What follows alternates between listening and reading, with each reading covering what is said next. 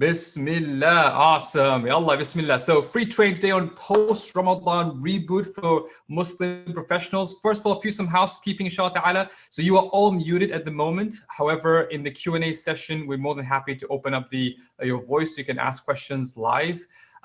Please, when you use the chat window, right now, all of you are actually writing to me only. No one is seeing anything else. So make sure you choose the option to all panelists and attendees. Otherwise, if you don't choose to all panelists and attendees, then basically you cannot, basically no one else will see the chat. So make sure you choose the option to all panelists and attendees, and you'll be able to basically, chat to each other and people can see your chat. So can you all do that? Just switch the option to all panelists and attendees. Can you all do that? Awesome. So Funmi done it. Excellent. There is a Q&A panel. If you look at the Q&A box, if you have any questions throughout this session, feel free to type your questions there, so that when the end of the session, I can go back and answer them. A lot of times, sometimes, you have some question and by the end of the session, you forget about them. So just park them there. Don't put them in the chat, right? If you put in the chat, you'll see the chat, it'll just get lost there. So make sure that you put in the Q&A panel so that it's saved there, and I'll answer them towards the end, inshallah ta'ala. And this webinar will be recorded and shared with you via email, inshallah ta'ala, within 24 to 36 hours. So hopefully within 24 hours, we should have that ready. Okay, so any question, housekeeping, are we good? Those who can't hear me, I'm pretty sure it's an issue with your mic because everyone else can. So please double check your speakers so you can each hear, inshallah ta'ala. Alrighty, so for those who don't know Productive Muslim or first time coming across our webinar, my name is Ahmed Faris. I'm the founder of the Productive Muslim Company, a faith-based productivity training and coaching company. I'm author of the book, The Productive Muslim, where faith meets productivity. I do speak very, very fast. I'll try to slow down a little bit. I'm a certified executive coach with the International Coach Federation. And my life mission has been to connect spirituality to productivity. And that's kind of what I do. And I work with an amazing team of individuals from around the world who basically have been putting together their blood, sweat, and tears to help us all live a productive lifestyle. And I work with Muslim executives, managers, professionals, also with organizations with a sizable Muslim workforce. So that's who we are and that's what we do. So we're looking forward to get started. So in this session, we'll talk about the two types of post-Ramadan dip. And we'll talk about the underlying causes of the post-Ramadan dip, and then some 4 steps to climb out of this post-Ramadan dip, and then how to develop a long-term practical plan for your post-Ramadan growth. So that's what we're here. And I want to start off by asking you a few questions so get a gauge of where we are. My first question to you is, does this sound like you, right? So each year you come out of Ramadan with clear Ramadan resolutions. You say, yep, you know what? This from now on, after Ramadan, I'll be fasting every Monday and Thursday. I'll be praying Tahajjud. I'll read Quran every day. I will be nice to my parents. I will not get angry. I will give charity every single day. I will, you come with this amazing Ramadan. How many of you have Ramadan resolutions? How many of you have come up with some Ramadan resolutions that you kind of said, yes, I will, I'm pretty certain I'll focus on it. I see some raised hands there for Arshi and Isra. Yes, absolutely. Mahira, absolutely. Yes, right? For a lot of us, we come up with Ramadan resolutions, right? But sometimes something happens. And let's talk about that for a second, inshallah. And then you start the post-Ramadan period really strong. So those first few days, especially after Eid settles in, you start pretty strong. But then a few days, maybe a week or two, your motivation wanes. How many of you are feeling that now? Especially about a week after Ramadan, it's been what? It's almost like 10 days. And it's like your motivation, that same drive, getting up for Tahajjud gets harder, getting up and praying on time is hard, getting up and, that physical health, fitness stuff, all that diet you started, post-Ramadan, no more sugar, or post-Ramadan, no more fried food, or no more biryani, whatever, who says that? No, your motivation wanes, right? And you kind of start falling back into your old self, your pre-Ramadan self. How many of you feel that? And again, this is not about, trying to sort of shame anybody here, but just to be honest with ourselves, right? Is honest with ourselves, saying what we're struggling with. Because unless we name it, unless we can look in the mirror and say, well, yeah, that's me, right here, that's me, then it'll be difficult for us to actually address it. So this is the purpose of this. This is not about, confessing our sins or trying to embarrass ourselves, shame ourselves. It's about being honest with ourselves, holding ourselves accountable so we can know how to move forward, inshallah. Okay, and this is the hard part. And some of us, we start really, strong, but then we make a mistake, right? We make a mistake. We commit a sin. We do something that we know we're not supposed to do, that completely derails us, that we end up beating ourselves up, end up feeling guilty, end up thinking that, yeah, right, you see, I knew it. I knew I'm such a hypocrite. I knew I'm not good enough. I knew that I could not sustain this. I had a feeling, you see, I'm not cut out for this, personal development, being a better version of myself. I made a mistake, and now it's almost like, it's called the what the hell effect, right? We'll talk about what the hell effect later on.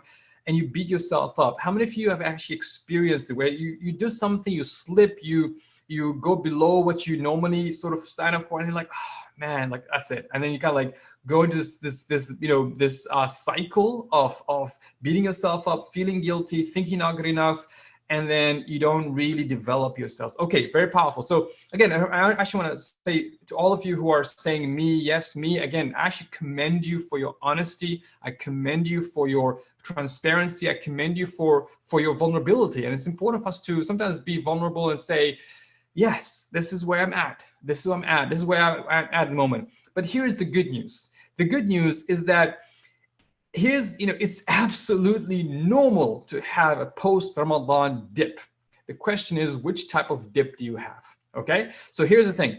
Now, it is normal. Why do I say it's normal? I'm actually going to show you prophetic sayings, and some of our scholars talk about why it's normal to go to these periods of dip, periods of slowness, period of laziness, period of slackening. It is normal. It is part of human nature.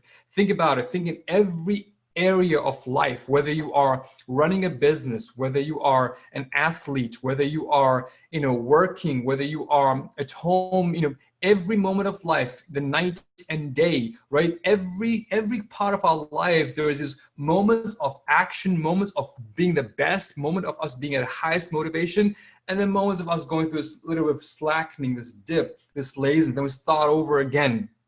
And our challenge is to make sure that these dips don't go down too low, and that when we are in that sense of motivation, we go a little bit higher. Let me do this. Sometimes I put it in terms of whiteboard. It might be helpful. Can you all see the whiteboard? Can you all see this whiteboard? Yes, no? That's awesome. All right, so here's the thing. So imagine that this is on the y-axis here, we have performance, okay? So either you have high performance or low performance, okay? So you have high performance here. Let's put high, and you have whoops. All right, you have low performance here, okay? And then this is time, okay? This is basically over time. Now here's how life is. Now we kind of assume, this is our assumption, that we will always be in this amazing trajectory of self-development and growth and performance. Is that ever possible? Is this ever actually possible? This continuous linear post-production, post-performance that always linear, no ups and downs, completely flat, every day actually better. Exactly, idealistic, never gonna be happen. Okay, now think about it this way.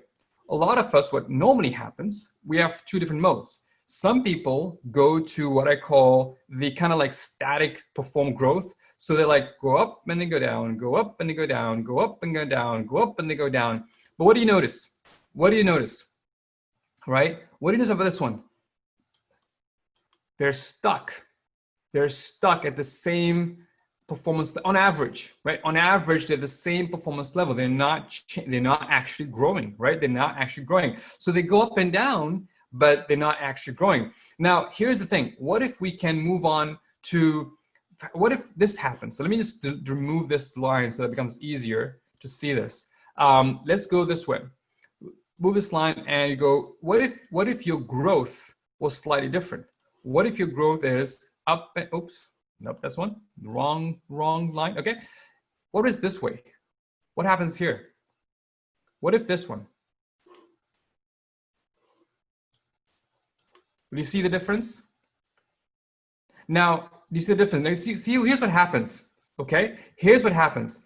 Even though you're low here, even though you're low here, but guess what? This low is not as bad as this low. There is actually, there's improvement in your lows. And this high is actually higher than the previous high. Okay, same thing. So the idea is you go through dips, and it's absolutely normal. You go through dips, but as you come out of that dip, you go higher than your highest high. When you come low, it's not completely disastrous. It's not completely. Now again, this is for representation purposes. It is absolutely perfectly normal for some people that might go, let me see, I mean, they can start off really high, come really low, have a really bit of a trouble, and then come back high again, and then slowly move on. Again, life is not linear, right? Life is not linear, but do you get the idea? The idea is that we're conscious that there's a dip. We're conscious there's an high amount, but these are capacities we're building over time. These are capacity built over time, and we don't stay stagnant over time. Does this make sense? I'll double check. Does this make sense? Yes, awesome. All righty. So let me sort of nail this further and really make sure that this is clear for everybody. You know, the Prophet Muhammad sallallahu alaihi wasallam talked about this. This is a beautiful thing about it. He's showing us, again, prophetic tradition, is that he said that in Abdullah ibn Amr radiallahu anhu said that Rasulullah sallallahu alaihi wasallam said, لِكُلِّ عَمَلٍ شِرَّةٍ وَلِكُلِّ شِرَّةٍ فَتْرَةٍ. Okay, so for every deed, there is a zeal. What is a zeal? A zeal is that motivation, excitement of you going all out, of feeling like I'm on top of the world, right? There's that excitement, right? Think about Ramadan. Think about when you go to Hajj. Think about when you come back from Umrah. Think about when you are at the top of your game in maybe in sports or in studies, on work, right? There's this zeal. There is this moment of motivation, high motivation.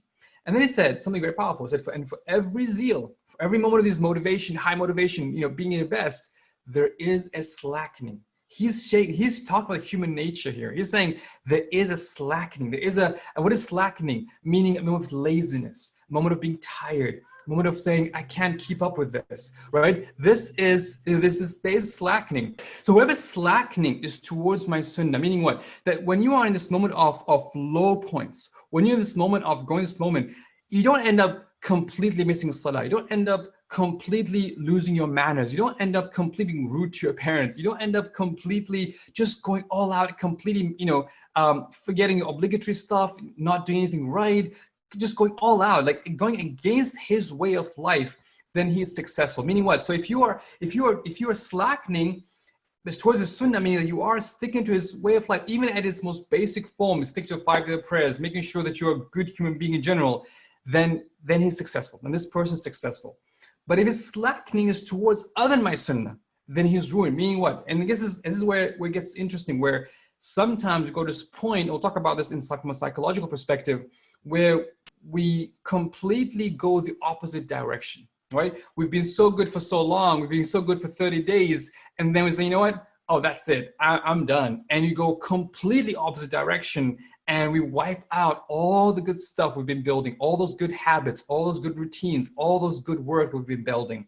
Now, does this make sense? Does this hadith make sense? I'll make sure and I'll explain this in a couple more ways. Example, Ibn Qayyim has a beautiful saying that says that,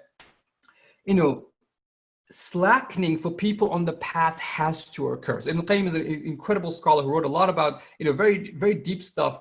And he's saying that it is normal if you're on the path towards Allah subhanahu wa ta'ala, if you're trying to be a better version of yourself, if you're trying to stick to being a good human being and trying to fulfill your spiritual, your side, your physical side, your social obligations, trying to be living a meaningful life in this world, slackening for people on the path has to occur. Right? It's almost like it's inevitable. It's inevitable. It's normal, like I said.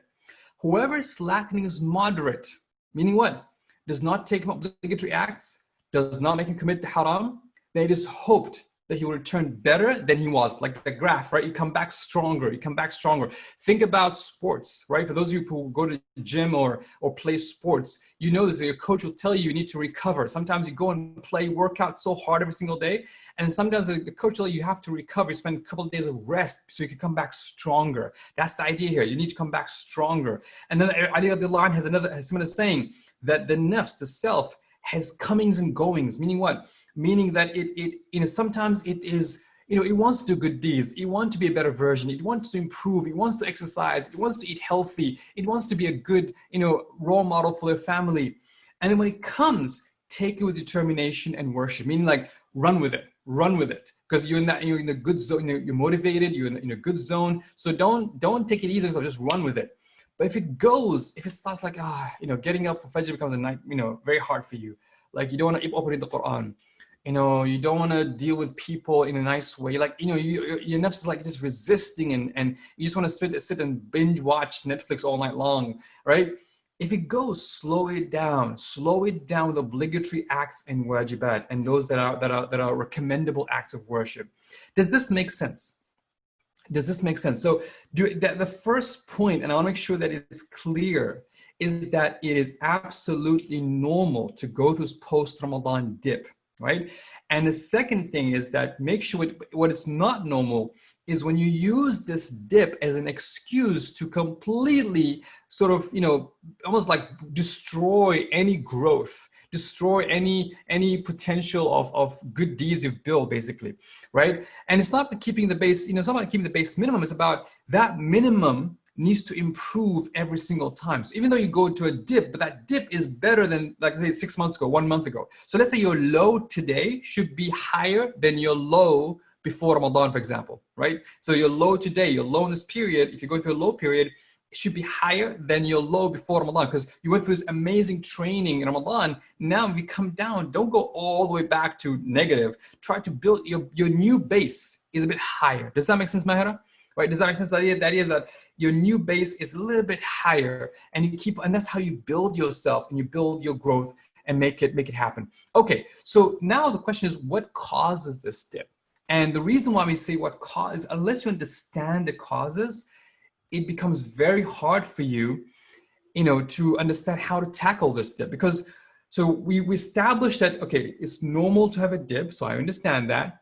The question, what causes dip, and especially the negative dip, the abnormal dip, the dip that takes you way out of the line, basically. Because once you know that, you'll be more cautious. You understand what's happening here. Because sometimes we blame ourselves. Oh, I'm not good enough.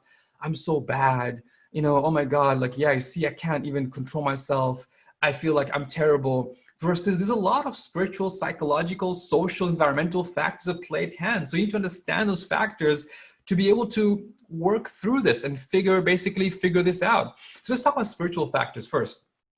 First of all, right now, post-Ramadan, your two enemies playing out are in full gear, right? They're in full riot gear. And we've let our guard down, right? What does it mean?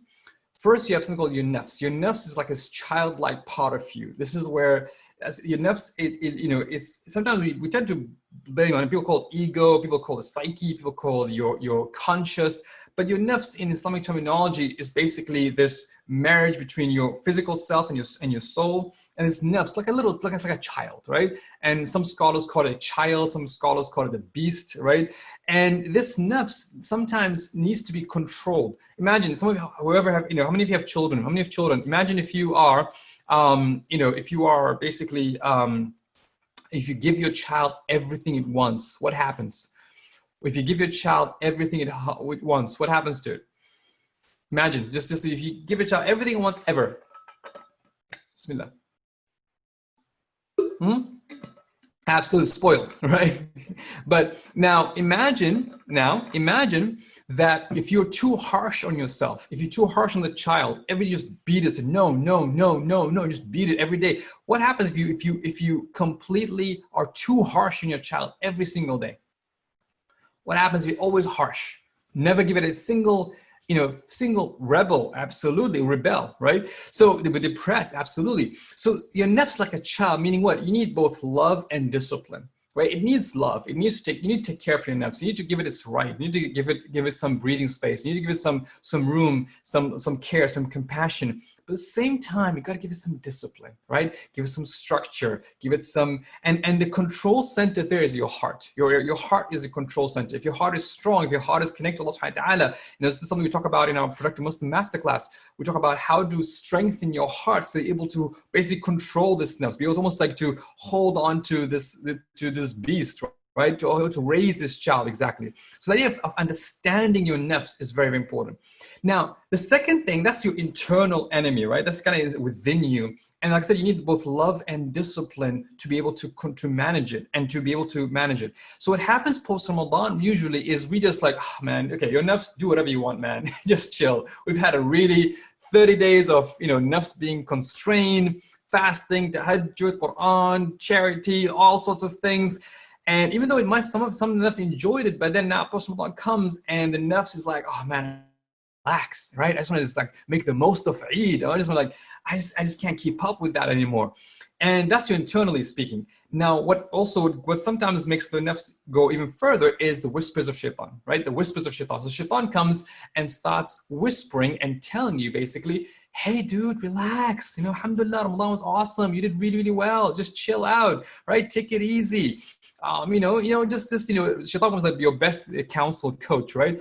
And sometimes starts throwing steps at you. He will throw small things and make you do small mistakes. He make you do small things just to rope you in, just to make sure that you let your guard down. And the moment you let your guard down, the moment your nafs also relaxes, what happens? We go through that free fall, right? We go through that free fall unless we can catch ourselves. How many of you felt that? Absolutely. And that's why some of you talk about it's not blaming the shaitan, but recognizing the shaitan's influence and recognizing the work on the nafs. Because the shaitan doesn't work. If the nafs is strong, if the heart is strong, shaitan can whisper all day long. The heart can handle it. But if the nafs is weak, if you're not protecting yourself, then yes, then the influence of shaitan does have an influence. And we also have to recognize. And Allah subhanahu wa ta'ala clearly tells us that he is our public enemy number one. We need to be conscious and aware of the whispers, of the tricks, of him trying to slowly seduce us to let go, to relax, to enjoy this post-Ramadan dip, and that goes to a free fall.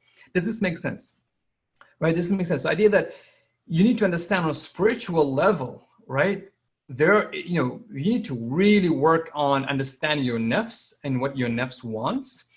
And also at the same time, recognize the whispers of shaitan and recognize that he's out there to get you. He's not gonna let you enjoy your Ramadan glory for too long. He's like, you know what? Okay, you thought you're so good all this time. Well, guess what? I'm gonna make sure you mess up your Ramadan, and then I'm gonna make you feel guilty about it. And then I'm gonna make you feel like, oh my God, you see, you're a hypocrite. You see, you missed Fajr. You see, you missed the Tahajjud. You see, you watched that haram video. You see, you did this, right? It starts, and it makes you fall into that sin, and then it starts just tormenting you. And your nafs like, yeah, I'm so bad. I can't do this. And then you go this downward spiral until you feel like you're basically back to where you were before Ramadan, if not worse, right?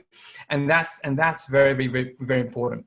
Now, this other thing also is there is this link, even though it sounds spiritual, but because on a physical level, we also relax. You think about Ramadan, you were very conscious of what you ate, right? Hopefully, iftar, suhoor, and also sleep was very little. So, you kind of tighten the belt a little bit, right? Even though, let's say even if you ate a lot of Ramadan or ate a lot of suhoor, but overall you were eating less, drinking less, sleeping less. So when we are now in this post-Ramadan period, we kind of, we loosen the belt, right? We relax a little bit and we eat more, we sleep more, we talk more, we entertain ourselves more. And there is that link that, a lot of scholars say that if you want to stay true to the path of spiritual development, to the path of being a better version of yourselves, you need to be very conscious of what you eat and actually start eating a bit less. You need to consciously sleep enough, give your body its help, but maybe get up a little bit to pray, for example. You need to be conscious of what you say. You need to be conscious of what your eyes look at, because the physical aspects does affect your heart. And the physical aspects not only affects you physically, affects your heart. When your heart is affected, then the heart is weaker to deal with the whispers of shaitan, to deal with the demands of the nafs. So, when this post-Ramadan period, we do kind of loosen the belt a little bit. And by losing the belt and by, relaxing ourselves physically, we do end up affecting ourselves spiritually. Does this make sense? Can you see the link between the physical relaxation post-Ramadan through overeating, oversleeping, over-talking, over-entertaining ourselves, sometimes even through haram means, and an impact is on the nafs, on the shaitan. Does that make sense? Okay. Awesome. All right, good. So this is the first step, and this is to be really understanding, being conscious of two enemies, and being conscious of the physical relaxation and being conscious state of your heart and saying, how can I make my heart stronger? We'll talk about, we'll talk about this inshallah ta'ala. So now on a psychological level, what's happening on a psychological, what is going on in the brain right now through this post-Ramadan dip? There's two effects that psychologists talk about, which I find very fascinating. The first is called the licensing effect. And I want you after this call to go and Google it, and you'll find it's fascinating. The licensing effect is this. It's you give yourself the license to do something bad after you've done something really, really good, right? So, for example, let's say you're on a diet, or let's say you exercise. You go for a 30-minute exercise, you work out, you sweat, you feel great. Then after exercise, you go have a big tub of donut or a big tub of ice cream, or you have a dozen of donut. Why? You give yourself the license saying, well, I've worked out so hard, I deserve to have a little bit, enjoy myself. Or for example, like I said, you've been through an amazing Ramadan, you've been so good for so long, you give yourself the license to be a little bit bad, right? You give a gift to yourself. Yeah, just relax, right? Take it easy. You don't have to pray, pray the extra prayers or sunnahs. You don't have to, be so good, right? So yeah, you're just gonna go a little bit out, a little bit, give yourself a license. Now again, there's nothing wrong with entertaining yourself, with having, with having, like I said, slacking is normal. To go to this dip is normal. But the licensing effect is actually when you give yourself the license to do something you know that it's wrong. You know that it's going to harm you. You know that it's actually going to cancel out everything you've done so far. And that is the danger. And this is a psychological thing that, you actually justify it to yourself. You justify it to yourself. Anyone else give me examples of experiencing licensing effect, whether it's, fitness or health or spirituality, or even relationships with people, right? You might think, well, I was good on Eid that I gave everyone presents, so therefore I can be a little bit mean to them, basically, or something. Can anyone think of this licensing effect, how you've experienced it? Or maybe, oh, I'm so good, I was reading, I read for 30 minutes, that means I can watch Netflix for 5 hours, right? Or I was so good that I studied for for 2 hours, that means I can watch YouTube for 6 hours, right? It's giving yourself the license to do something that actually might not be good for you, that it's okay to, exactly, there you go. I don't smoke, or I quit smoking, and therefore I can eat a lot of sweets, or I can binge on something. That's the first one, and just being aware of that, right? Being aware of that. And by the way, this is a classic trick of shaitan. Classic trick of shaitan is saying, you are so good. You prayed tahajjud today, mashallah, oh my God, you're so good. How about you just go and just, chill here for a minute. It's like, how about you do X, Y, and Z, right? It gives you the license. It makes you feel better. We still feel better. Yes, cheat days, right? Cheat days is a good one. Cheat days is a classic licensing effect. And sometimes, again, and the difference between a cheat day, which is a relaxation, we'll talk about active recovery, cheat day, relaxing days, versus it becoming almost like going all out to cancel even any good progress you've made. And this is where the danger is, when you go all out, and where you draw the line is a bit difficult. So that's one of them, the licensing effect. The second one is called the what the hell effect. So I don't know if you've experienced this before. So let's say you're on a diet and you say, okay, I am going to, I'm no diet, no fried food, no sugar, all the healthy stuff. And then you go to your friend's house, and your friend has pizza and Coke for dinner. And you're like, come on, and you're like, oh, sorry, I don't eat this stuff. Like, no, come on, man. You came over, just have something, or have a slice, all right? Just have a slice.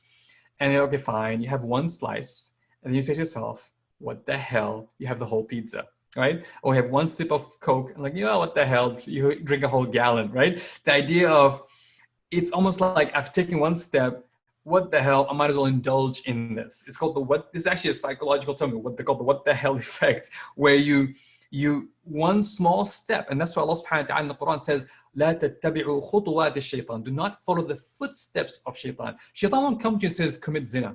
He won't come to you and says, go and take a riba. He won't come to you and say, go and lie, or go, beat somebody up.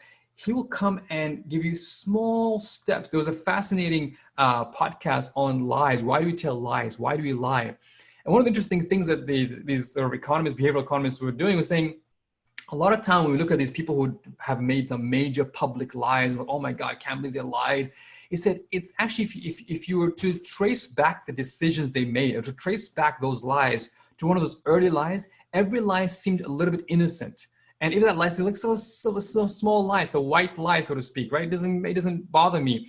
And those lies over time became this catastrophic thing that would completely ruin that person, right? Completely ruin that person. So it's the what the hell effect is exactly like, Malika saying, like, I'm studying and I plan for 20 minutes, and then I'm just watch a little something small, and boom, next thing is a few hours pass, right? I do sometimes coaching, and sometimes I coach people who are going through pornography addiction. And one of the biggest challenges is like they stop pornography for so long, and then they just watch something, or they see an image, something small step, and they go, what the hell? And they completely go back to the addiction, right? So it's like the what the hell effect is real, and it's being conscious. And again, Shaitan knows the psychological trick and starts saying, what the hell? You missed out. What the hell? Just, forget reading the Quran today. You missed it in the morning. What the hell? You didn't pray for tahajjud? Forget it. Don't pray a duha prayer. What the hell, right? This is and being conscious of it. Now, here's the thing. Now that you're aware of this, you can start just recognizing it. Sometimes it's almost like saying, oh, I'm going through the what the hell effect. Oh, I'm actually having the licensing effect. Or, oh, you know what? I think that's my nafs and shaitan playing up. Or, you know what? I feel like my physical exercise is having an impact. Once you recognize these things, that's when you can do something about it. Imagine if you don't know this stuff. What happens? When you don't know this stuff, you're like, well, I'm so bad. All right, I can't stop myself from overeating. I can't stop myself from doing this haram thing. I can't stop myself from oversleeping, for example, right? You start blaming yourself, but once you look, wait a second, I now understand how this works, either spiritual level, physical, spiritual, psychology, and I can work with it. I'm not saying I can solve it. I'm not saying I can always be good, but at least I understand what's happening. Do you see where this goes? Do you see that where this is going, where you can start seeing, understanding what's going on, and saying, oh, I now understand where this is going, and I understand how this works out.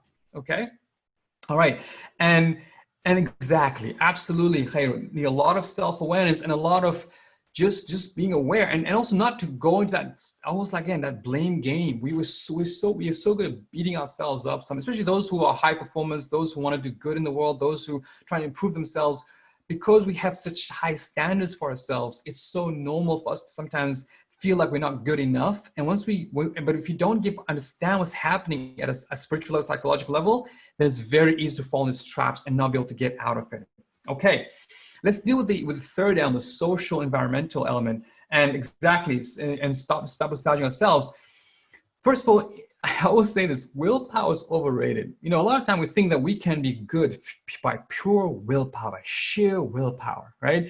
I can eat healthy by pure willpower. I can exercise by pure willpower. I can get up at tahajjud with pure. If I just had enough willpower, number of times I coach clients and it's like, I just need more willpower. I just have more motivation. It's overrated. It's overrated because why? Because a lot of times the environment, right? The environment around you, the social factors plays a huge role. Think about it, and I'm sure you can tell this. If you come home and every day, let's say the environment home, there's a lot of junk food at home, right? You come home from work, you're tired, you want to go and eat a snack, and all you see is chocolates and sweets and candy. Well, guess what? You'll snack on chocolate, sweets, and candy, right? And versus saying, I'm gonna, if you come home and all you see is fruits and vegetables, right? You're like, okay, I guess I'm gonna eat fruits. I'm gonna binge on fruits and vegetables. The idea is that, your environment plays a role. And there's been a lot of studies. For example, your average weight is also the average rate of 6 people around you. Average income is the income of those around you, right? The environmental factors, your happiness in your marriage, and how, if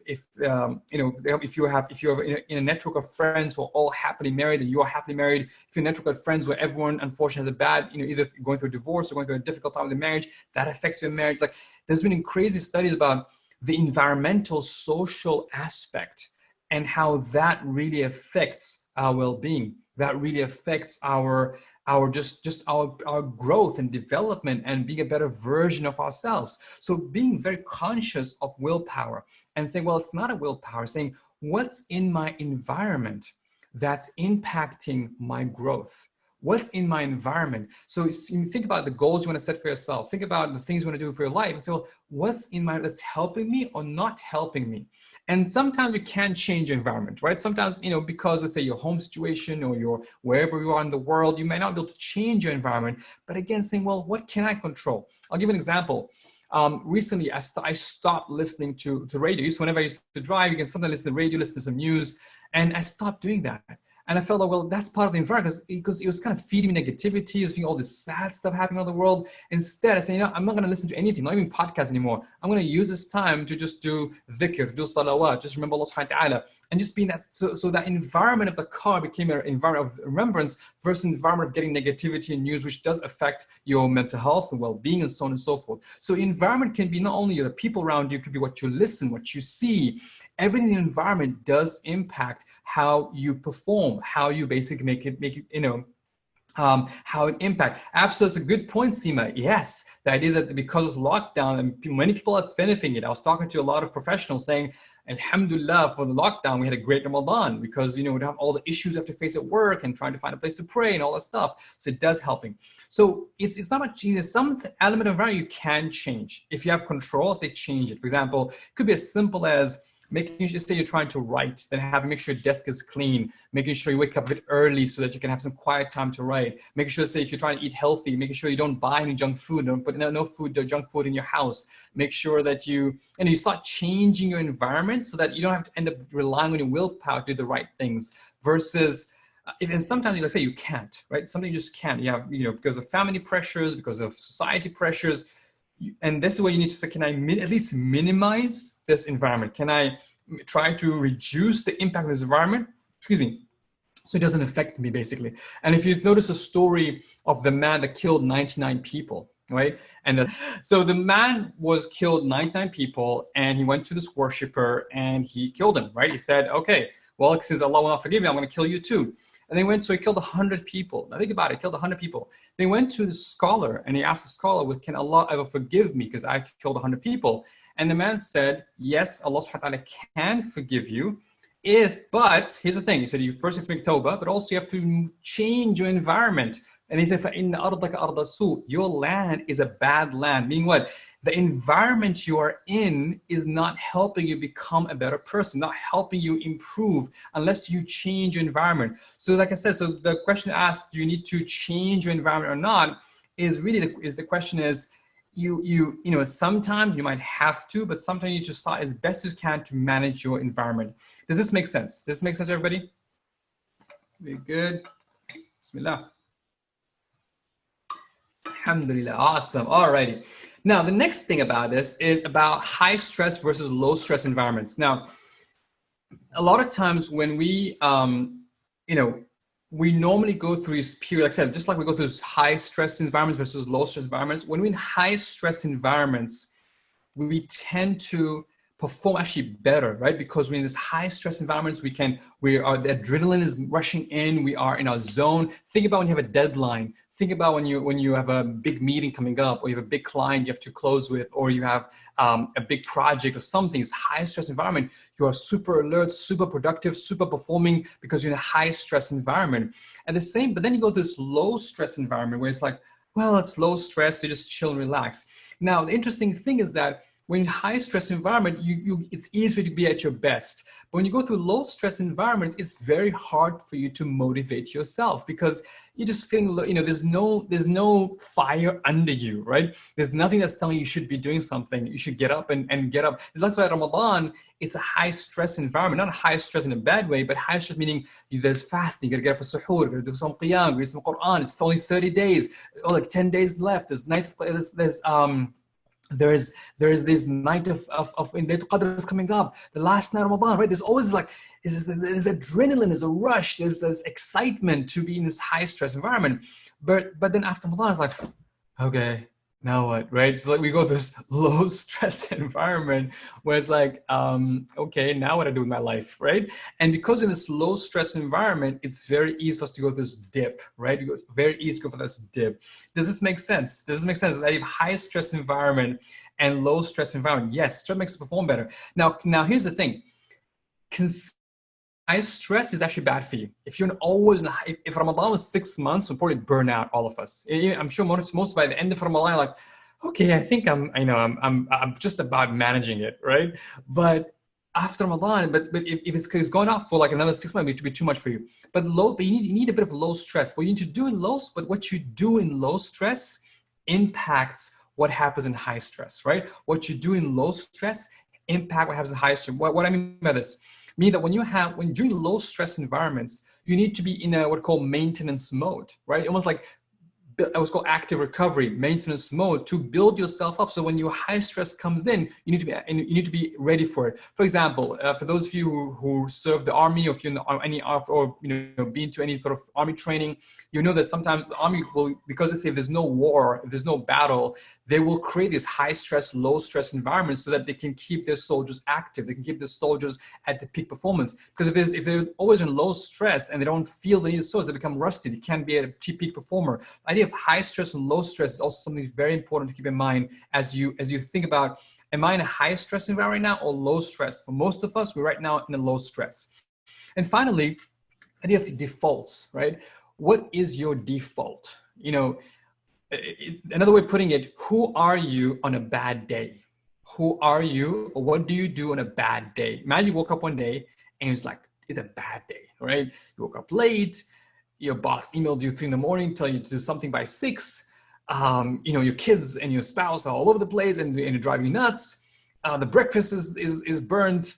This bad traffic. One of those, those days I'm talking about, right? You wake up and think like everything's just wrong, right? Everything's just wrong. And that default, the question is, on those days, what sort of person are you? What's your default mode? And you missed Fajr, absolutely. What's your default mode, right? The default mode is what? Default mode is when you are actually, is like that baseline of the baseline, your core. And I always say that if you understand your default mode, like on a really bad day, who am I and what sort of person? And then try to improve that person on that really bad day. We'll talk about how to do that in a minute, right? Try to improve that person, because that's your like low of the low. If you can fix that default, the thing you kind of fall back to when everything's going wrong in your life, if you can fix that default and be a better version, you'll be able to work towards that post-Ramadan dip, inshallah. Absolutely. Yes, melancholy, furious. Don't like that person at all. Yes. But again, it's understanding that, okay, that's who I am. That's taking away all these, amazing habits, routines. This is who I am. And this is what I do basically. Okay. So the big question, how do I climb out of this post-Ramadan dip? How to come out stronger and more determined than before? So let's kind of go into some practical tips that you can get out of this, dip stronger, more determined than before. Are you guys, you want to know the answer, or should I just close the webinar and save it up for another day? I'm kidding. I won't do that to you. So how do you climb out of your post-Ramadan dip stronger and more determined than before, inshallah ta'ala? So here's number 1. Press the reset button, okay? All right. Let's say you had a bad post-Ramadan period. Let's say you messed up completely. Let's say you were the worst of the worst. Let's not, okay? Number 1, saying, you know what? I'm going through a dip, right? Just like you guys did at the beginning. I'm going through a dip. I officially in a dip. I recognize I'm in a low stress environment. I'm going through a dip. I'm slackening mode. I'm in slackening mode right now. Okay. I recognize that. Just recognizing it is the first step, because unless like, oh, why am I doing this? Look, okay, I'm in a dip. Number 2, find a quiet time. All you need is literally an hour, half an hour, within the morning and the evening, just some quiet time for yourself, especially if you have kids and family and so many things going around you, just some quiet time, if possible. Anything, it could be like a few minutes after Salah, and ask yourself, okay, what's going on here? Why am I in this dip? What's going on here? What is the issue? Why am I feeling this dip? Why am I feeling this low of the low? Why am I not, what's the challenge here? And then say to yourself, you know what? I'm going to stop putting an intention. I'm going to set the intention, say, I want to be better than this. I want to be a better version than this. At least not version 10. I'm not going to be the best. I'm not going to be Ramadan, but I'm going to be version 1.1, version 1.2, the next best version of myself. I'm going to be a little bit better, a little bit, the next step.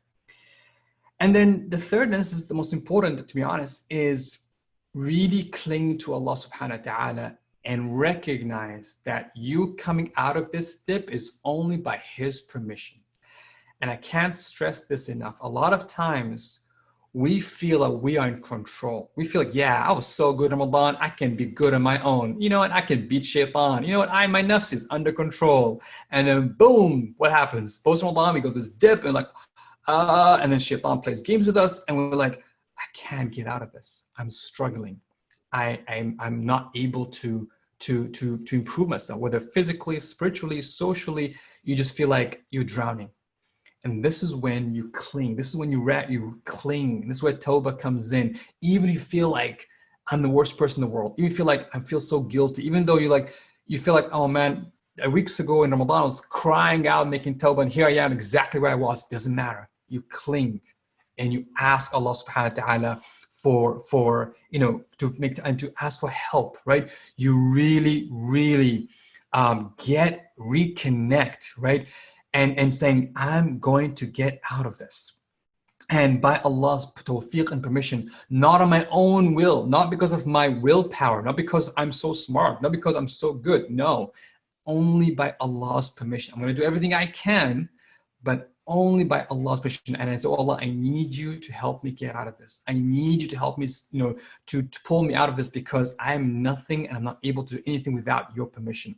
The moment you cling, the moment you connect, right? This is the start. This is the start, right? Does this make sense? The idea that, number one, recognize that you are in a dip. Find some quiet time to reconnect with where you are, set these intentions, and then cling, really cling, and saying, Allah, help me, because I'm not sure if I can do this fight on my own. I'm not sure I can get out of this on my own. Does this make sense? Awesome, yes, okay. Step 2, focus on your core habits, okay? What are your core habits? So I used to, before COVID, I used to travel a lot, right? When I travel, one of the biggest issues, and I used to hate traveling, is because of my habits and routines go out of the window, right? Because I have a set morning routine, a set evening routine, I have a set afternoon routine. I have my habits and routines that help me stay connected, help me stay grounded, help me my performance levels. When you travel, it just throws you off between jet lag and meeting people and messed up schedules. You're not able to you're not able to perform. So I started doing something different. When I travel, I say to myself, what are my core habits? What are the non-negotiable things that doesn't matter if I'm in Singapore or in Dallas or in London or Dubai, I'm gonna do them at the same time wherever I am in the world. Doesn't matter what they are my core habits. They are things that are non-negotiable for you. Basic things like salah, basic things like Quran, basic things like exercise, basic things like a nap, for example. But I choose my core, and everyone's core habit is different. But you say, these are my core habits that no matter what happens, whether I'm going through a dip, whether I'm in low stress, high stress, or a bad day, good day, terrible day, I'm going to stick to these core habits. And the way you think about them is, this is your active recovery. Again, for those of you who play sports, and for those of you who played in professional sports, will know this idea of active recovery, meaning that if you're playing, let's say, high performance sports, I cycle, for example, and sometimes you cycle, especially after a race or marathon or some long cycling. What happens is I go through active recovery, meaning I would actually do shorter rides in the next days after a big ride, so that my muscles don't get too basically cold and I don't exercise for a while. So that active recovery is that you do something to keep the stuff that you were doing during those high performance days going. So for Ramadan, if you're praying tahajjud all night, if you're reading the Quran, if you're doing this amazing stuff in Ramadan, post Ramadan, don't stop all these things from scratch. If you're praying 8 rak'ahs of tahajjud, do at least 1 or 2. So do at least 2, for example, or 1 rak'ah of witr. If you read 2-3 juz of Quran, do at least 1 juz or half juz. Make sure you choose the core habits. Your non-negotiable. What are those non-negotiable? And this can be different for different people. But again, it could be salah, Quran, exercise, 1 hour quality time with your family, 1 hour reading, 10 minutes reading. What are your core habits, right? Right? And think about developing it. And again, think about it from a positive perspective. What is your core habit? and building and saying these things are non-negotiable. What do I mean non-negotiable? Meaning, doesn't matter what happens. If the sky is falling on my head, I will still do them. If there's a big meeting, I don't care. I don't care what happens. If the house is on fire, I'll still do them. Like, what I mean? Like, I'm being hyperbolic here, right here. But the idea is that you really saying these are non-negotiable. It's not like, if I feel like it, I'll do it. If I don't feel like it, I won't do it. No, non-negotiable. This is like, no, I'm not going to negotiate with shaitan, with my nafs, with anything. This is non-negotiable. This is non-negotiable. Be very specific what these non-negotiable habits are. Be very, very specific, okay? So, the next thing here is, so step 3. So what was step 1 again? What was step 1? You remember what step 1 is? Yes, Khadir, we'll send you the recording, inshallah. What is step 1, inshallah?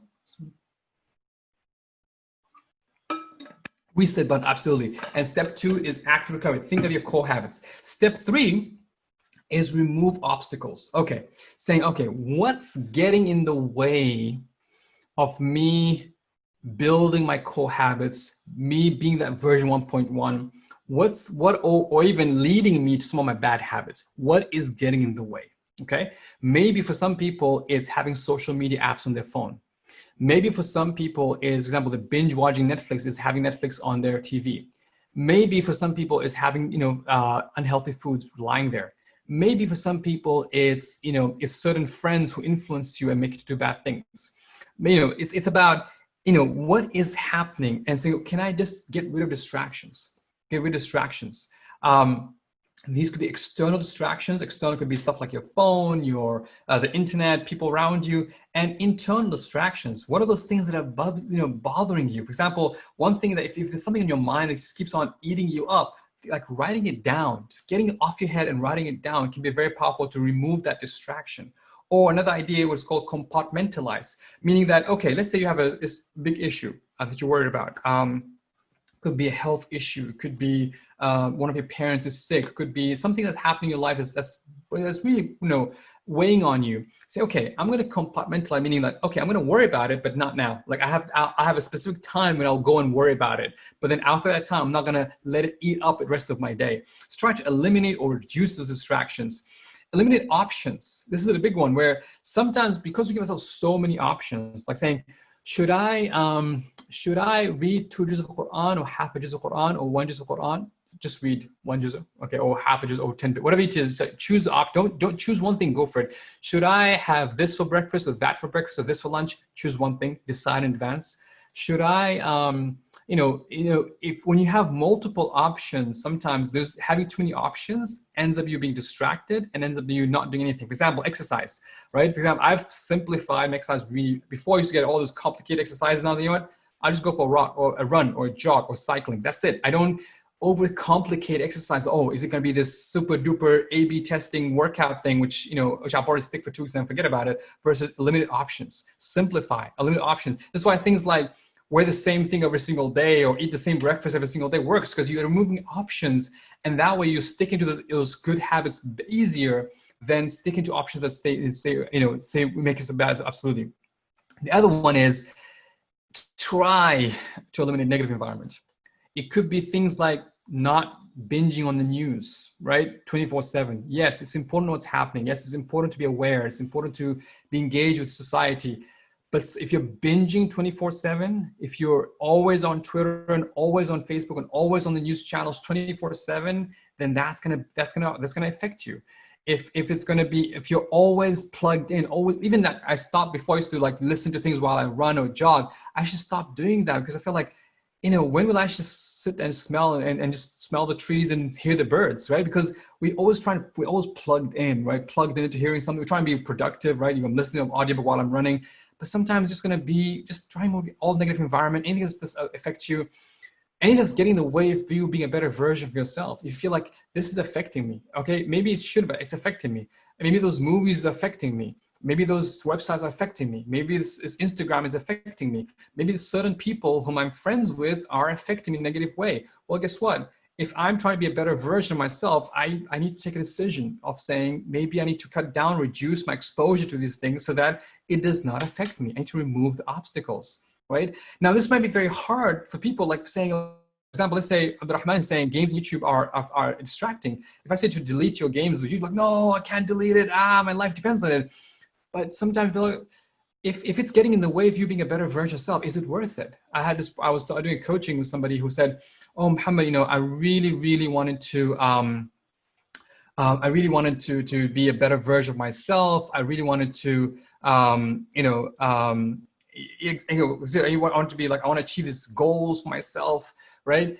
But then it's like, what's getting in the way? It's like, well, I like to spend 3 hours watching Netflix at night. I'm like, those 3 hours watching Netflix at night, okay, I'm not saying halal, haram, anything like that, but are they worth it for you than you not achieving your goals? If you fast forward to the end of your life, will you be happy that we've binge watched 3 hours every night versus achieve what you set out to achieve?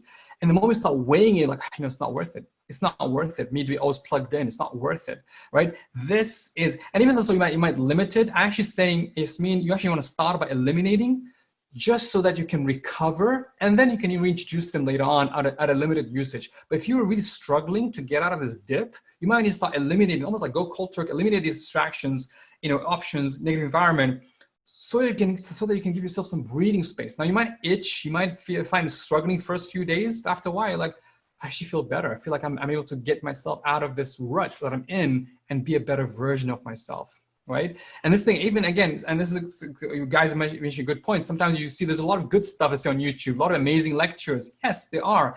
But again, if you are only going to be listening and watching, not doing, right? There's a lot of interesting studies that nowadays we watch our lives away, meaning that, we watch these amazing lectures or we watch these amazing hobbies and we see, yeah, I'm learning, or I'm studying, or I'm becoming a better version. But are we? Because we're not doing the work. We're just listening.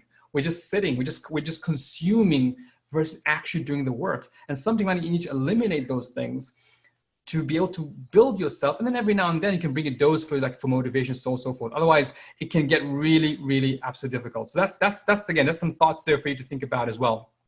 Okay. And then once what was step one again? What was step one? Making sure that I got this. What's step one? Yes, we said, yeah, exactly. Step two. What was step two? Core habits, yes. Step three. What was step three? Step three. So step one was, remove obstacles. Well done. Okay, you guys are awake. Good stuff. Well, step four now is define the plans. Okay, I understand I'm in a dip. I'm asking Allah subhanahu wa ta'ala for help to get me out of this dip. And that's why Tawbah is so powerful. It helps you press that reset button. I understand what my core habits are, my non-negotiables. I choose what they are, 2 or 3 of them that I say, these are non-negotiable. What happens, I'm going to stick to them. Even if I'm a bad day, even if I'm a terrible person, I'll stick to these core habits. I realize I try my best to eliminate negative, environments, negative issues around me and obstacles that are getting in the way. Now I'm saying, well, okay, what's my plan, right? And I become very intentional about my plan. So start planning each day, planning each hour. A lot of times, one of the reasons we go through a dip is because we have a low stress environment.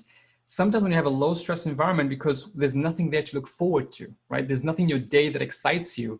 There's nothing that's getting you that little bit of high stress to get you motivated. So when you plan your day, you plan your week, you set some goals for yourself, set some call intentions. You set for some niyyah, you said, this is what I'm working towards. You explore new things to explore post-Ramadan. Then that motivation kicks in. You're like, oh yeah, I need to work on this. I need to work on that. I need to build this. And you start that motivation. So instead of Ramadan feeling like a cliffhanger, like, oh, Ramadan is over, there's nothing for me post-Ramadan, you say, well, actually, I can work towards this. Maybe I can work towards build my tahajjud habit. Maybe I can work towards memorize the Quran. Maybe I can work towards, building this charity project. Maybe I can work towards writing that book. Maybe I can work towards, starting the social project or finish this project work. You start putting those little bit of small stresses in your life, and that starts to give, helps to pull you out of this dip. Also plan for failure. So let's say you missed Fajr, or let's say you did not stick to your core habits, or let's say you, for some reason, you committed a sin that you've been trying to stop for a long time, right? So you failed. Then what? Right? Do you khalas? Do you give up and you throw your hands in the air and say I'm a bad person and you go and cry and forget about it? Or you say, well, if this happens, then this is how I'm going to recover. This is my recovery plan. Right? This is what I'm going to do to jump out of this. You can almost train yourself, because what happens is, that same famous hadith that says that when the man comes and says, oh Allah, I've committed a sin, Oh Allah, forgive me, I made a sin. And Allah subhanahu wa ta'ala says, my servant recognized he's got a Lord that that punishes for sin and forgives the sin. I've forgiven this person. And then he does the same sin again. He comes back, so, Ya Rabbi, I've made a sin, forgive me. So Allah subhanahu wa ta'ala says the same thing and he forgives the person. And he keeps saying it. And the Prophet says that Allah subhanahu wa ta'ala will not tire of forgiving that person until that person gives up. So the idea that it's almost like it's a continuous basis. It's a long time until you meet your Lord, until you die. You never fail. You never completely fail, because there's always that tawbah, always that return. This is on a spiritual level, on a physical level, on a social level, right? There's always that there is a way for you to come back. And this is what tawbah is turning back to Allah subhanahu wa ta'ala, saying, I can turn back across all areas of my life. So if you do have a bad day, if you do fail, if things do collapse for you, then what? What are you going to work towards? And then finally, visualize the process, right? Visualize the process. So it's not about plan. It's a good question, Khairul. Do you plan your failures by your plan? So what I normally do is I set my intentions of the day. I'll talk about this is what I need to, this is what I focus on today. But then I say, well, if this doesn't materialize, what's going to be my backup plan, basically? What's going to be my readjustment plan the rest of the week? So I assume I aim towards it, but I'm also conscious that I might not be able to fulfill this completely. And that helps it. So if by the end of the day, I still feel disappointed and feel like, oh my God, I'm such a bad person, it helps me recover quicker. And what we're going to do is recover quicker, which is the key, inshallah. And then visualize the process, right? Visualize the process, meaning what? Visualize yourself climbing out of this dip. Visualize yourself making those progress. And it's not about putting posters and photos and saying, oh, look at me, my life is perfect. No, it's saying to yourself, okay, I can see myself coming out of this rut. I can see myself waking up for tahajjud. I can see myself actually sitting down reading the Juz of Quran. I can see myself, improve my relationship with my spouse and my kids and my family and my parents. I can see myself giving more in charity. I can see myself, I'm visualizing the process. And this visualization helps you to start, create those images in your mind that you start working towards.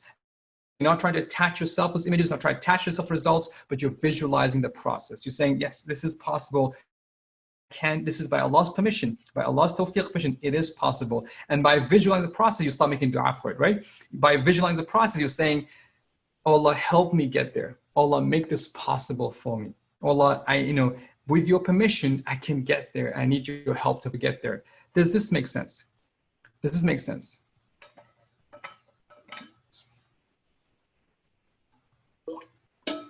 Alrighty, awesome. Okay, was this helpful? Was this helpful? Okay, good, alhamdulillah, awesome.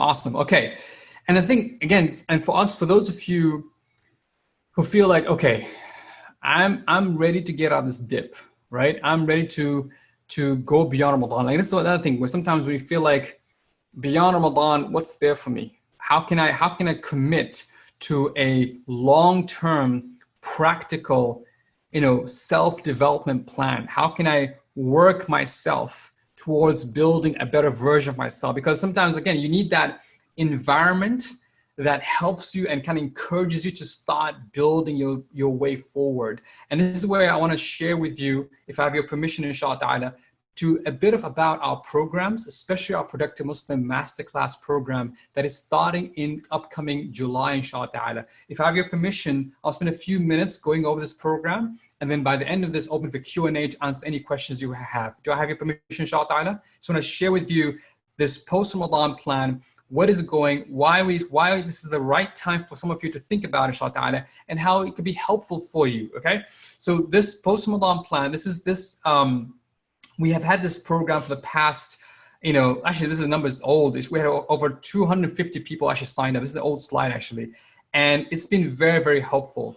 It's a practical 6-week live online program that you start designing in your next best self. And actually we have some people who have attended this masterclass and they can give you much more testimonials about it. This is ideal for those of you who feel like it's post-Ramadan. I don't feel like there's nothing for me to work towards, right? We've kind of there's been a lot of hype before Ramadan, and then Ramadan comes, there's a lot of hype, and they're like, okay, after Eid, like, oh, okay, where am I at, right? So if you feel like I need that conducive learning, growing, personal development environment, that helps me tackle Ramadan Dip challenges and also build a better version of myself, then this program can be very, very helpful. It starts July 4th, 2020, and it's a 6-week program. So it's not like a one-off course or one-off webinar. This is about building a 6-week. And the reason we spaced it out is because we realized that when it comes to learning, you can't just learn everything in one webinar or learn everything in one setting. You need that time to internalize, to think about things, to try some things out and build that inside of you and help you become that better version of yourself. So we have over 250 people have gone through this masterclass. There is a bunch of testimonials on our YouTube channel. You can go to this link, productivemus.com/masterclass graduate stories. And you read a lot of emails and letters of people whose lives actually changed as they went through this masterclass, not because of our work, but because they were sincere in changing and by Allah's permission, and Allah made that happen for them. So I feel like it's a program that provides you the environment, provides you the tools, but in the end, it is your work. It is you putting your best, being sincere, saying, I want to change, and saying and implementing this stuff in your life and make a better version of yourself. This is what we're building in this framework. We start off by asking yourself, what are those smart choices? If you're trying to be a better version of yourself, you need to make some decisions, things that will affect your focus, your energy, and your time. I'll explain more about in this. And when you make these decisions, smart choices, you start to become more disciplined, start to be able to discipline your nafs and your soul and live what I call a fitra lifestyle, a more natural, prophetic lifestyle, because from the moment you wake up until the moment you sleep, it is aligned with these smart choices. And the way we do this is by recognizing it is to achieve your ultimate purpose, which is to be a state of ubudiyyah, to be a slave of Allah subhanahu wa ta'ala, right? We put that as the heart and center. A lot of time as part of sometimes self-development, we think about us, self-development, right? It's about me, myself, and I, about me being a better version, be successful, me having, a lot of money or a lot of health, a lot of, fitness. We forget that our purpose in life is to be true slaves to Allah subhanahu wa ta'ala. With that central theme, that's the framework. We're saying, well, what does it mean to be a true abd? What does it mean to be the best version of yourself? How do we make those choices, from how we sleep to how we eat to how we focus to how we manage our time to our core habits and routines? What are those things we need to make to help us get to the state of ubudiyyah? And like I said, this starts off with you having sincere intentions and working hard. If you're not sincere about changing, if you're not sincere about putting that step forward, then it's very difficult for you to move forward, inshallah. Now, this session, so a 6th session, like I said, the first session is we ask ourselves, what does it mean to live the best version of yourself? We go through a model by Dr. Abdullah Rothman on Islamic psycho-spiritual understanding of the soul and what does that mean. And again, a lot of self-help books are based on a Western understanding of psychology, of human being. We're centering it on Islamic understanding, on Islamic worldview, on the nafs and the qalb and the ruh, understanding who we are and what's our relationship with Allah subhanahu wa ta'ala. What does it mean in terms of our development growth? We talk about this framework that we just showed you a little bit more detail. And then your homework from that first session is actually defining your next best version of yourself. And we actually talk about that. That homework becomes a way for you to say, well, what am I working towards as part of this masterclass? Session 2 is all about spirituality and best self. Talk about, what's linked to spirituality, the best self. Talk about the barakah impact, about the barakah culture versus hustle culture. This is a huge topic we talk about. And some of the mindsets, the values, rituals. In fact, if you sign up for the masterclass, you get these barakah culture cards, which is sent to your home, which we use as part of that training, which is very helpful to understand what are those things I need to be thinking about to ground myself into best version of myself. Session 3 is all about physical well-being. But it's not just about, sleep, nutrition, fitness from a science perspective, but again, grounding it into our faith. So things like, how do you manage nutrition, right? What is the role of fasting? What are those things we should be eating, not eating, that help us not just get, lose weight or be healthy, but help us be a better abd of Allah subhanahu wa ta'ala? How do we manage our fitness and what sort of exercises, how much exercise we need to help us, again, not just about losing weight or getting muscles, but actually being a abd of Allah subhanahu wa ta'ala? How do you manage our sleep, and how do you reconcile between people saying you should sleep 8 hours a night versus Allah subhanahu wa ta'ala tells the Quran that you should get up and pray tahajjud, for example? How do you reconcile those two things? And what's the sleep science say? How does spirituality say? And we have some very powerful discussion about sleep, which is very, very helpful. And sleep is one of those big topics we talk about. So that's the third topic. Then we go into focus management, and we talk about why we're so distracted these days. Like, what is the root cause of distraction? We talk about external distractions, internal distractions, and life distractions. We talk about practical tips to boost your focus muscles, and then building a trusted system for your brain so you don't get distracted at all. And then session 5 is all about time management, or managing yourself and the time you have. We talk about how do you master yourself? How do you plan your day, week, your month, your quarter? Which tools and apps I personally use to help manage my time.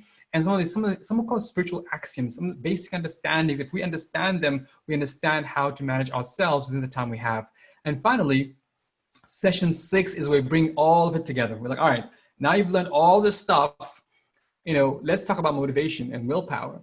Let's talk about habits and routines. Let's talk about the ideal morning, afternoon, evening routine. And of course, we end in the most beautiful way, which is talk about the daily routine of Rasulullah Sallallahu Alaihi Wasallam. And we talk about how can we give what we learned in the masterclass, how we can actually live that lifestyle. It's doable, it's possible. And when you share, like, actually, I could do all of these things, and some very, very practical way to help you achieve that, inshallah. So for those of you who do sign up, you will get a welcome pack from Productive Muslim itself. We'll be sending it to you, to your home. You'll get a copy of the Productive Muslim book, a free copy of the physical book sent to your home. You'll get the poster of the Productive Muslim, the daily routine of Rasulullah Sallallahu Alaihi Wasallam, which is, again, a beautiful poster, which I personally love. And it just, every time you see it, you just send salawat for Prophet Sallallahu. And then we also get these Barakah Culture cards, again, that are sent to your home as part of signing up for this masterclass. You also get 1 year access to Barakah Academy. For those of you who know, Barakah Academy is our education platform where we're connecting. We have a course library. We have monthly mastermind calls. We have the book club. We have a private community on Slack of Muslim professionals talking, discussing things. Right now, we're having a very fascinating discussion about sleep, and we're getting some research on sleep, and it's very powerful stuff. It is a platform where you can combine, for those who love this, 2 topics that you love, right? Islam and self-development, Islam and professional development, how Islam, almost like make Islam relevant again, and living a barakah lifestyle, which is something that we really, really work towards, inshallah. So these are the investments for these masterclass. Like I said, you get, for whether you choose to pay in 1 single payment or 6 monthly payments, you get 6 live masterclass sessions. You have lifetime access to recordings and slides. You can keep them forever. You get the book, you get the Barakah Culture cards, you get the prophetic routine poster, you get 1 year access to Barakah Academy, you get a workbook that goes with the masterclass, you get a certificate of completion, you're part of a mastermind group, which becomes sometimes lifelong friends, and you have what we call a money back guarantee. So you can sign up within 30 days, saying, I don't like it, it's not good for me, I'm not benefiting. You can ask for your money back, no question. So you can pretty much experience the first couple of sessions, first 2-3 sessions, and realize, this is not for me. Then you can ask for your money back. We'll just refund you, no questions, inshallah. Any questions on this? You can actually sign up right on our homepage. So if you go to productiveness.com, you just click register now. You'll take you to the 2 options. It starts Saturday, July 4th. I recommend for you to actually first pray istikhara before you make an investment. If you feel it's the right thing for you, say Bismillah, enroll. Like I said, you have a 30-day to check it out, and before you move forward, inshallah. Any questions in this masterclass? Any thoughts, any questions before we move on to the Q&A, inshallah?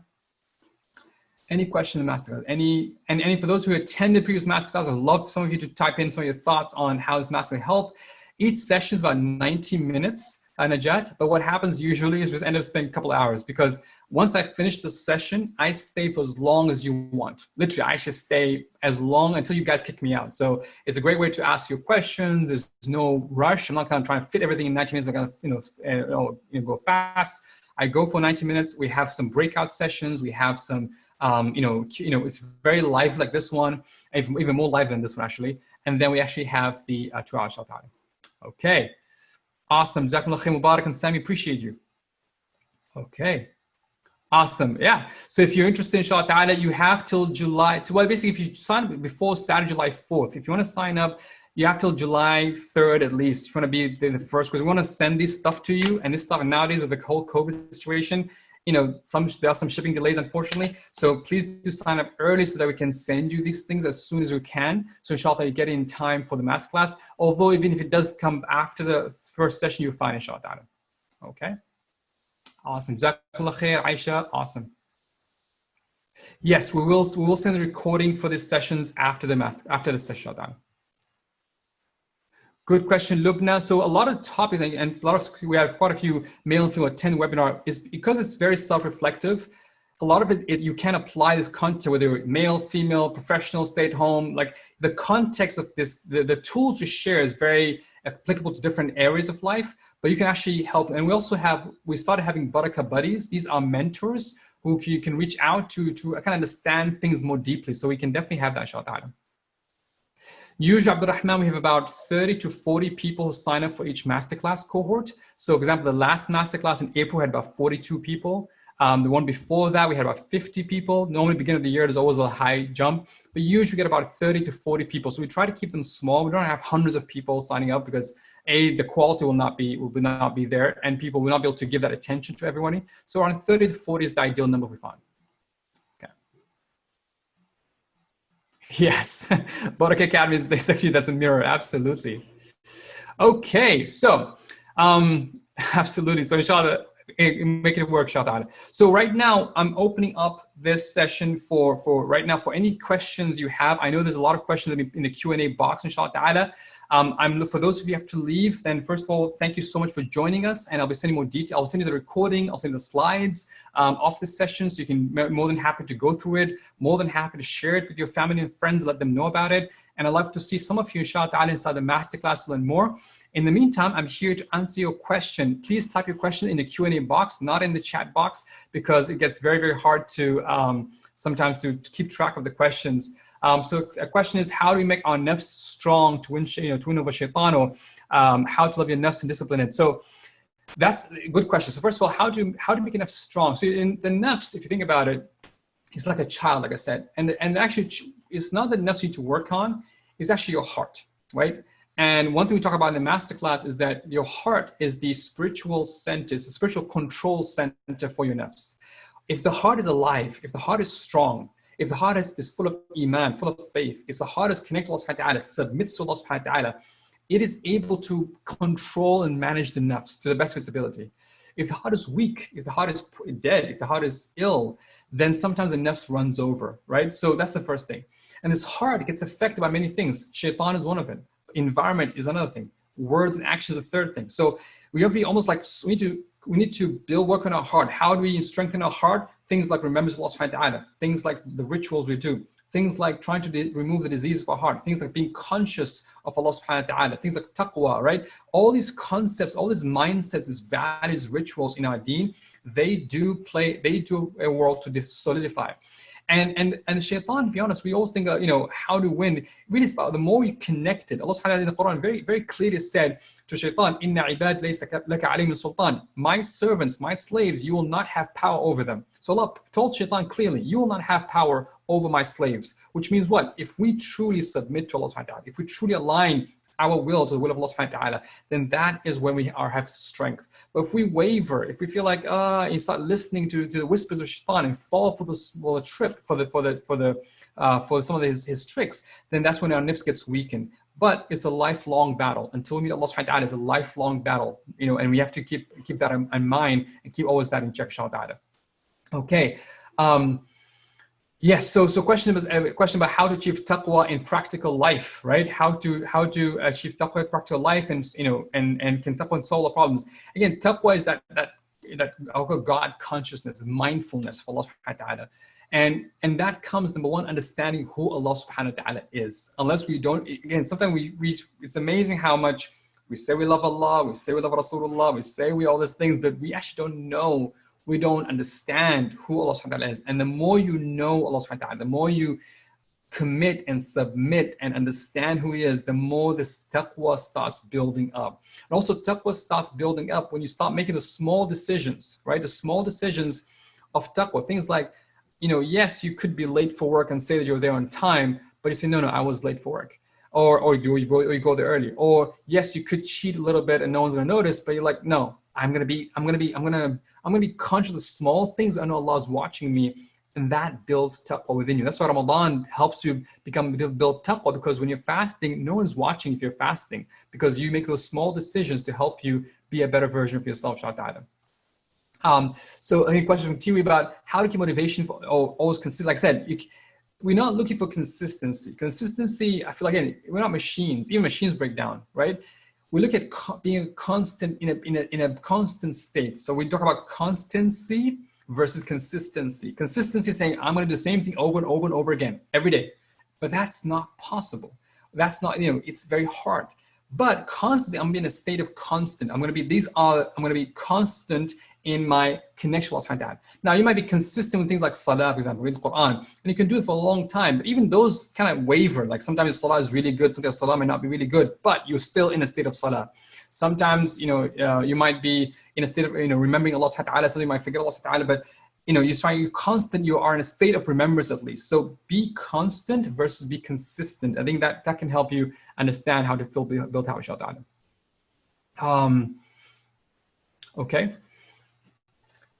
Okay, so I'm trying to answer most of the time when we try to leave a habit. I'm not sure this answers the question. Muntasir, I need you to re-ask you that question again. Okay, so there's a lot of the question about going to masjid, and sometimes some of us who really wanted, of course we miss the masjid, we miss going to masjid, and we want to go to masjid. I think that even though we feel like for some of you, feel like I need that spiritual environment, is saying how can I build that environment given the situation? Right? How can I feel comfortable in this environment? How can I recreate environment? It's very hard. I know. Again, every context helps us become a version of ourselves. And a masjid, there's a reason why we have a masjid. There's a reason why we need to go to masjid. There's a reason why Allah, why Allah subhanahu wa ta'ala and Rasulullah encourages us to go to masjid, because it is the environment that helps us become a better version of ourselves. But given the situation, what can we do? How can we start creating those small environments? And the one way around this is to build small amounts of time in your day where you are almost replicating the masjid home. It could be early mornings, spend some time on your musalla, late in the evenings, right? The idea is to recreate some amount of time for you to almost be in a state of spiritual state as if you are in a masjid. That little bit helps you at least cope until the masjids get reopened, inshallah. So good question, Nazia, about, is being in a low stress environment similar to being in a lockdown for those of us who are not homeschooling and work from home? Yes, so creating a high stress environment does not have to be you going out and doing stuff, but creating a high stress environment is setting up those intentions or those goals that make you feel a little bit uncomfortable, a little bit like, ooh, if I could do that, that'll be awesome, right? You almost like you feel like fire underneath you. It's not about stressing yourself too much. It's not about overwhelming yourself. It's about creating those environments create those things that put that fire under you. And that's how you create a high stress shaldana. And this is where it goes in shaldana. Okay. Rizwan, the course is online. The 6-week course is online. Yes, absolutely. Lubna, good question about, waking up 4 in the morning and, balancing our work. And this is something we tackle in the masterclass. We talk in a lot of detail about sleep. And we talk about this dilemma of getting up early before Fajr, for Tahajjud, or even Fajr prayer, and getting to work, and how do you manage your sleep. So this is something that we, unfortunately don't have time to go for it now, but it's something we answer in detail in the masterclass. The timing, Farida, for the masterclass is normally around similar time, an hour earlier than today we started. So it's around 10 o'clock US Central Time, and you can go and find your local time zone as well. So you can actually find out what time is that in your local time zone. But if you go to our homepage, we have all the answers to that question there, inshallah. Okay. Okay. So another one from question.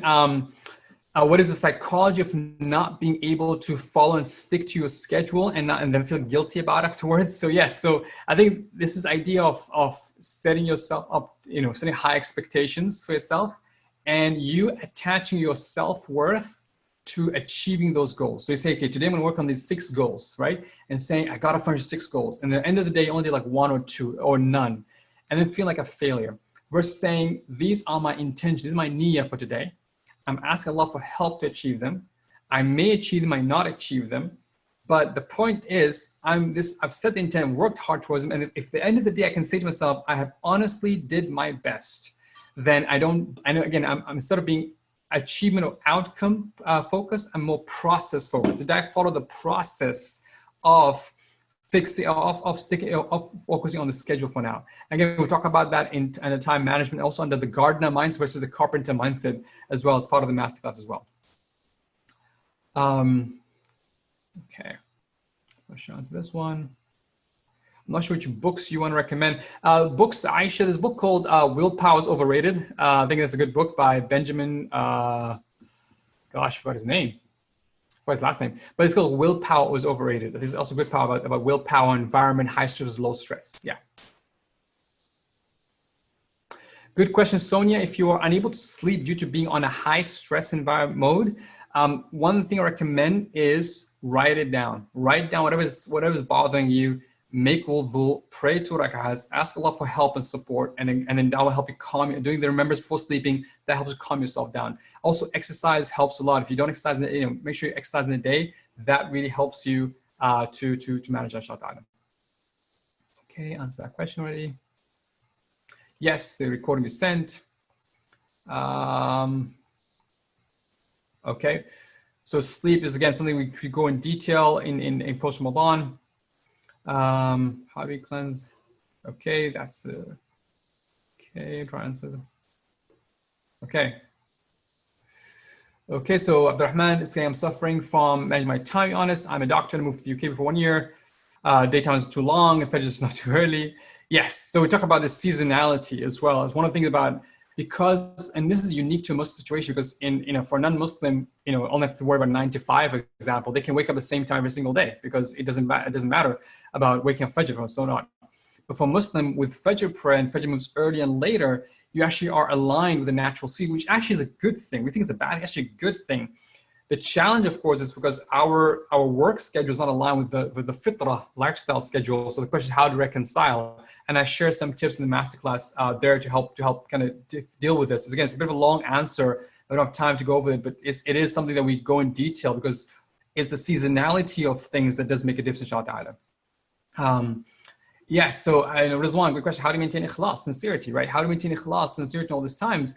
And really, sometimes it's as simple as every day, reminding yourself that I am the slave and I have a master, and Allah wants something, and Allah is my master. And what does Allah want from me today, right? It's every single day almost living up to that recognition that you are a slave and you have a master. And the moment you put your mind, I'm a slave and Allah is my master, that is going to start building ikhlas in your heart. Again, ikhlas is something that's easy. It's something that people work for months and years on, but that's the first step. Recognize that you are a slave and you have a master, inshallah. Okay, then the sleep question. Again, how to connect back to Allah after Iman dip. Again, this is where I mentioned to you about that turning back, recognizing that Allah, I can't do this on my own. I can't come out of this Iman dip without your help. Almost sincerely calling out and asking Allah's help. And again, unless we recognize our need for Allah subhanahu wa ta'ala, getting out of this dip will become very difficult. If you're like, I can get out of this on my own. No, you can't. Asking Allah subhanahu wa ta'ala, and this is where you turn to make that tawbah makes a difference, inshallah.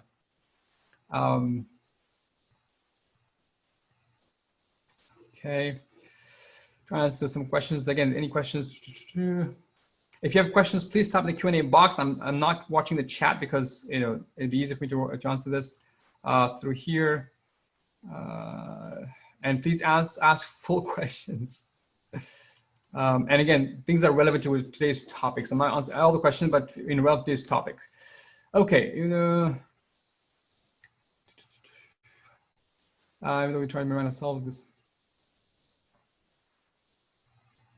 Okay, so Lubna, the idea is that something you remind ourselves, okay? So remind ourselves that, we're trying overthinking something and we're beating ourselves and it makes our lives harder. So, and this is what إِيَّاكَ نَعْبُدُ وَإِيَّاكَ نَسْتَعِينُ, right? The idea that, oh Allah, you alone we worship and we recognize you are our master and we're the slave. And then إِيَّاكَ نَسْتَعِينُ means, oh Allah, we need your help. We can't do this on my own. I can't manage my nafs on my own. It's like, it's like when a parent realizes that they can't control their kids on their own. They need Allah subhanahu wa ta'ala's help, right? All these years you're trying to mold your child in a specific image, and then they don't turn up like that image, and then they're like, oh Allah help me, because they realize I can't change it. And sometimes you work hard, but you can't control the outcome. So I think if you start letting go of being outcome oriented and focus on the process, and force be like a gardener. That's a way better way of thinking versus beating yourself hard. And if sometimes you keep on beating yourself, you might not be able to get out of this. You may not be able to get out of this dip, especially if you don't give yourself that love to inshallah ta'ala. Okay.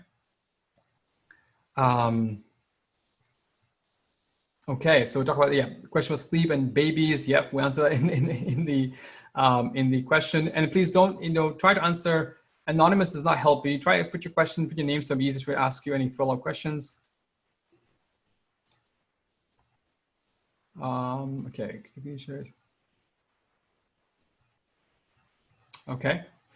Okay, so the idea of Suhail about share tips to being able to perform salah on time. Okay, the idea of how do you perform salah on time, offering play. So what I'm hearing there is you need a good trigger. A trigger is something that tells you it's time for me to pray. So for example, what's your normally, say you hear the adhan, or maybe you don't hear the adhan, and maybe there's no clear triggers. Oh, I gotta pray now. So you need to build a strong trigger and build a very strong routine that associates with that trigger. For example, it could be I put a adhan clock somewhere, and if I hit the adhan or the adhan watch, or this beep goes on, or I put in my calendar and I get up and pray, right? So that is, you need to just put a strong trigger to remind you to saying, it's time to pray. I got to drop everything and go pray. And again, we'll talk about something in the masterclass about completion bias, about sometimes how we want to complete something before we pray and then end up not, praying on time. So we talk about it in more detail, but the idea is you need a strong trigger to get you up and praying on time, inshallah. Okay. Yeah, so a question about Abdul about how to change the habit of using a lot of internet, YouTube. Again, it's been a mixed blessing. Alhamdulillah, we're blessed today that we can connect to amazing speakers, amazing scholars around the world. Right now, you guys are watching this webinar, which I hope was useful. But in the end, we got to be conscious. Are we just consumers, or are we using this knowledge to help us be better versions of ourselves? We sometimes fall in the trap of being consumers, of being just, I'm watching this other lecture after lecture after lecture, and we're not implementing what we're learning. We're not actually growing. We're just, being passive consumers. No matter how useful, entertaining, or amazing the lecture is, if it doesn't actually change us, then it doesn't really, it doesn't affect us. So I'd rather you be very conscious, saying, okay, I'm going to choose something. Let's say I'm working, I have this issue with, let's say I'm working on this issue of my nafs, or I need to be better praying on time, or I need to better on tahajjud, for example. So I might watch a few lectures to kind of get me into that zone and teach me what I need to learn, and to work on that thing before I let go, inshallah ta'ala. Okay. All right. Okay. I'm looking at the time, and I think we're 8 minutes over time. I want to say again, thank you so much for joining us and for being part of this. I hope this was useful. I hope this was practical. I hope this was, gives you some kind of a way for you to reboot yourself post-Ramadan, right? We want to reboot ourselves, get back on track, get back on the journey of self-development, of being a better version of ourselves, inshallah ta'ala. I mean, Allah subhanahu wa ta'ala accept from all of you for your time. Thank you for coming out on time and being here. And inshallah ta'ala, we will send you the recording within 24 hours, inshallah ta'ala, so you can watch it again. You can share with your friends. We're sending the slides as well. So please feel free to share around. And I look forward to seeing some of you in the Productive Muslim Masterclass and being part of this journey, this next step to being a better version of yourself. Barakallahu feekum. Subhanakallahumma hamdik. Ashhadu an la ilaha illa ant. Astaghfiruka wa atubu ilaik. Assalamu alaikum wa rahmatullahi ta'ala barakatuh.